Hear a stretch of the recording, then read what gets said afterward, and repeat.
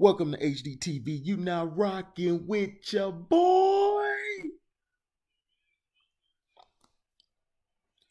Now,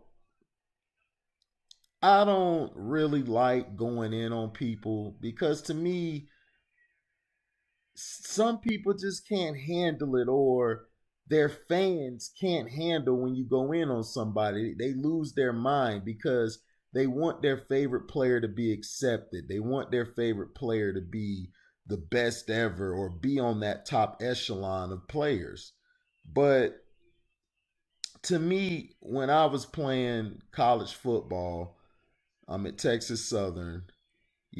I sucked. At first I sucked. I was terrible the and I was treated like crap from coaching staff after coaching staff, and I was did wrong. But at the end of the day, you can't let that fester in you or make you feel like, you know what?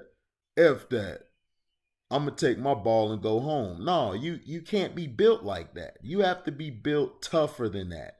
And I think a lot of times when people are soft on certain people or they're coddling them, I wasn't coddled, or I was when I got thrown out there, I was cussed out. I was said I wasn't good. I was the worst player ever, and I was playing a position I never played before. But I didn't get the luxury to make that excuse, and I had to deal with it. I had to deal with going in, missing a tackle, then being benched after I missed one tackle, or I had a bad game, but instead of, coaching me or helping me learn how to get better, I just was treated like crap and said, "Get your sorry ass over there." So I don't get when we coddle these guys in today's football and basketball. I just don't get it. And to me, Shannon No Sharpe will give a pass to Aaron Rodgers, who completely treats his head coach like crap and always acts like, "Oh well, I didn't hear the play. I didn't hear the play. It's going off," just undermining him. When those guys work hard every day, every week on that playbook to get it to you to be put in the position you're in to score, to have success, to win. And to me, I've always never liked, Aaron Rodgers. I always thought, I always thought he was overrated. I felt like he's more of a Madden quarterback, which basically he'll put up these big numbers, but then he don't have no substance. And that one Super Bowl run they had, people forget that he had a running game and he had some of the best receivers in the league in Donald Driver and Greg Jennings, who doesn't get any credit. It's like he gets all the credit. Then he had Mike McCarthy, who was calling the plays and putting him in position. Mike McCarthy had to redo this man's whole throwing motion for him to even play, because before, Aaron Rodgers wasn't going to make it because he couldn't throw the ball as effectively as they wanted him to. But Shannon No Sharpe feels like, oh, it's cool. He could do that. He has the right to call his own plays and everything. To me, yeah, you can, but at times you may call a play and it may not work. What if it doesn't work in a crucial time of the game? So you have to understand, you have to be very careful with that. Now, Shannon No Sharpe wants to go in on Kawhi Leonard and Paul George, basically saying they cost Doc his job. And part of that is true. They did because they didn't perform. But Kawhi, I know he had a bad game 7, but I'm sorry, guys. He had a great series. Kawhi dominated that series. The person who calls Doc his job was No Planners Paul, coming up short. And Montrez, aka the fake ass Dennis Rodman, who's over there with Clutch Sports and chilling with LeBron, he's drinking wine most likely. he had a bad playoff. And Lou, but see, he has an excuse because Trez lost his grandmother. But still, guys are a bunch of big whiny babies. Instead of staying focused to focus on the prize to want to win, you're focused on this guy getting more touches. Now, Shannon No Sharpe will get on guys like Kawhi, but what about LeBrownies? Didn't LeBrownies get David Black fired because David Black called him out on his defense? And then he prematurely benched him, I believe, in the game. And what happened after that? Huh? What happened after that, Shannon? He got Black fired. Then he lied to Kyrie Irving, saying that he didn't know anything about him being traded when he's the one who put him on the trade block. See, David Griffin, who was there, basically was like, okay, so you want to put him on the trade block? Yeah, yeah, yeah. We're gonna put him on the trade block. We're gonna go for my boy Eric Bledsoe. They were finna trade Kyrie without his knowledge. But the trade didn't go through because LeBrownies wouldn't commit long term because the owner was like, look, man, I let you burn me before. You're not burning me again. You either sign a long term deal or you don't get those type of players. So he went after certain players that he can get for a few years and that it'll be good. He wasn't finna give LeBrownies everything he wanted because he knew it was gonna happen. You see, that's what LeBrownies does. He recruits all these players because his friend runs an agency. So him and his friend basically conspire with each other to get the players on the team so they can have a sure chance to win a championship, which is the most egregious thing I've ever heard before. Which to me, that's collusion. But it just seems like Adam Silver's like, you know what? It doesn't matter. Let him do it. And this is what's wrong with the league. And this is why David Stern, as much as I didn't like him, David Stern, he had balance. He didn't give everything to the players. He made them actually work for it. This guy here is just letting players do whatever they want, and he just feels like it's cool. But to me, they need to get rid of him. They need to get rid of Adam Silver as a commissioner and move on. But was also funny. Shannon No Sharpe wants to defend LeBron. He's tooth and nail saying that, you know, he basically he's a player and that he doesn't have that type of power to do that. And I'm like, Shannon, stop it. Now, this whole bubble thing, Scottie Pippen also came out and said something about, this bubble is in basketball. It's a pickup game. There's really no pressure. There's no pressure at all to really playing in the bubble. And he's absolutely right because you got guys feeling comfortable shooting and making the shot, and everybody came out blasting them, talking about, man, this is a pandemic. This is hard. This is not hard to play. This is the easiest route LeBrownies has had in a long time since he's been in the East the first go around. But Shannon, you out of line, man. You give this guy a pass, but you don't you want to get on Kawhi. You're mad at Kawhi because he didn't come to your Lakers. And then you're upset because he's a better ball player than your guy. Kawhi's always been better than your guy. Your guy is only good because the league has been carrying him. This guy's game is so terrible, it's not even funny. And then all his fans come out and talk about he's the greatest.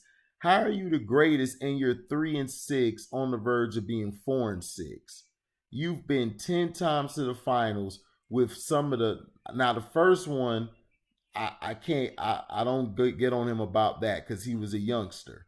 But the ones after that, the nine after that you went to, you should be nine. You should have been 9-1. You should have been 9-1. The teams you had, that's no excuse not to be 9-1. And everyone's gonna be like, man, that's harsh and everything, man. He didn't need no help. He had enough help. Now people want to pull that 1 year where he had the team with no Kyrie or Kevin Love. He still had a good team in a weak East. His team was fine. He had a good team. Their bench was decent too. But yet, nobody watched the games. They just go by and say, oh, because you don't see the names of Kyrie or Love there, it's, oh, he's impressive. Now, that run to the playoffs, you know, yes, that was very impressive to get to where he was at. But he had a 2-1 lead. He should have won that series because Steph was having a terrible series and he choked that series away. Brownies could have been up 3-1. He played so terrible and lethargic that game. It wasn't even funny. It's like then when he saw that he didn't have a chance to win it, he just basically quit. Like he always does. He's nothing but a quitter. Now, Shannon, for some reason, wants to continue being obnoxious, wearing these goat masks. What is he the goat of, bruh? What is he the goat of?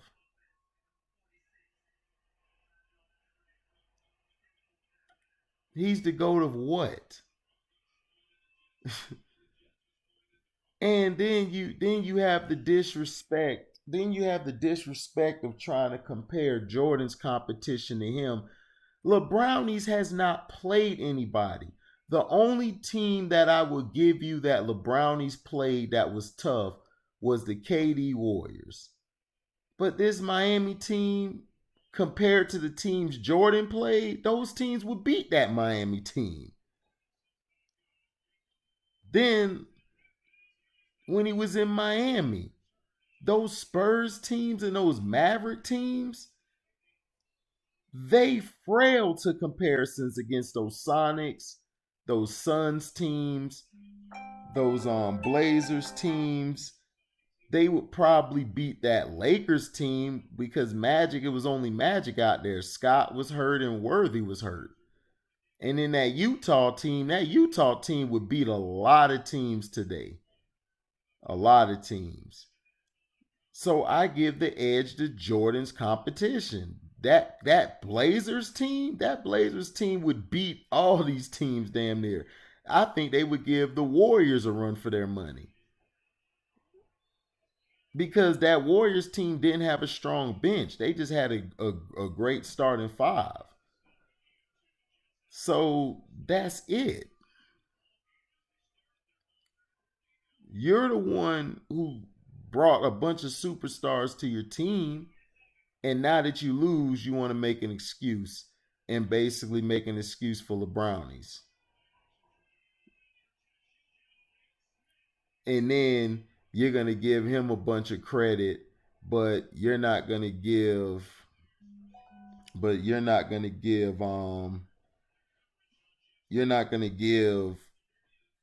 nobody else any credit. You're going to take away from Kawhi's credit from leading the Raptors to the championship. You're going to take away from all these other players like KD, but you'll give LeBron a pass because he went to a team that their record the year before wasn't that good. Doesn't matter, idiot. He brought a superstar with him and himself and two or three other players. He brought Ilgauskas to the team, a guy who y'all, as his fans said, was a bum, but he was an all-star and he was a solid center. He brought him there. He had Mike Miller on the team. He had Chalmers, who just won the national title, I think, 2 years before. The dude had he had a great team. You got three franchise players on one team compared to Durant going to a team with one franchise player. And you guys are saying that's unfair, but they went 73-9. They went 73-9. Yeah, they went 73-9 because they had a great bench. If you watch the games, the bench was outscoring everybody. So they didn't really have to play Steph Curry in them a lot. As a complete team, they were a great team. But when Kevin Durant came, most of those guys from the 73-9 team were gone. And if you don't believe me, go to Basketball Reference, type in Golden State Warriors, look at the roster the year before compared to the year after. The only guys they kept from the bench was Iguodala and Sean Livingston. And probably a couple of rookies, or they were rookies the year before, but they were regular role players. So the weakest move was by LeBrownies. Kevin Durant's move was a legitimate move because he just brought himself. He didn't bring 3 or 4 other players with him to stack a team. So Shannon No Sharpe, again, you're not quite sharp. And Aaron Rodgers is overrated. He has been playing average at best. Just like Skip said, Drew Brees outplayed him. Drew Brees did outplay him. But Drew Brees don't look that well either. He looks like he's lost some touch. It's not about stats, people. It's about facts. Until you understand that, you're going to continue being stupid and slow, and you're going to continue being oblivious and dumb. And you're going to continuously be on the blue pill and stuck in the matrix, because that's what you all are. Aaron Rodgers and LeBrownies, overrated. And Shannon No Sharpe, you're out of line. Kevin Durant's move was not weak. He joined the team with one franchise player compared to this guy who had to join a team with 2 franchise players and some of the best role players out there.